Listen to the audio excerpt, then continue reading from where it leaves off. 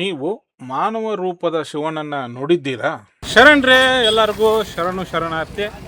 ಇವತ್ತ ನಾನು ಬಂದೀನಿ ಹೇಮಾವತಿ ಅಂಥೇಳಿ.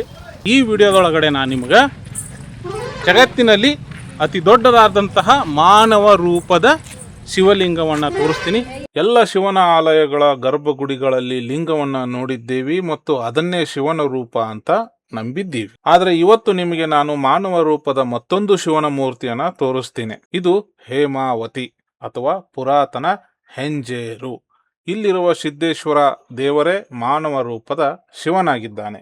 ವೀರಭದ್ರ ಸಿದ್ದೇಶ್ವರ, ಹೆಂಜೇರು ಸಿದ್ದಪ್ಪ, ಮೂರ್ಕಣ್ಣಪ್ಪ, ಹೆಂಜೇರು ಭೈರವ ಮತ್ತು ಯಜ್ಞರೀಶ್ವರ ಇವು ಶಿವನಿಗೆ ಇರುವ ಹೆಸರುಗಳು. ಲಲಿತಾಸನದಲ್ಲಿ ಕುಳಿತಿರುವ ಈ ಮೂರ್ತಿಯನ್ನ ವಿಡಿಯೋದಲ್ಲಿ ನೋಡುವುದಕ್ಕಿಂತಲೂ ನೇರವಾಗಿ ನೋಡಿದರೆ ಆ ಅದ್ಭುತ ಅನುಭವವನ್ನ ಪಡೆದುಕೊಳ್ಳೋದಕ್ಕೆ ಸಾಧ್ಯ. ಇಂಥದ್ದೊಂದು ಶಿವನ ವಿಗ್ರಹ ಮತ್ತೊಂದಿಲ್ಲ. ಶಿವನ ಕುರಿತು ಅರ್ಚಕರ ಮಾತುಗಳು ಹೀಗಿವೆ. ಸ್ವಾಮಿ ಮಾನವಾಕಾರವಾಗಿ ಕೂತಿದ್ದಾನೆ, ಈಶ್ವರನಾಗಿ.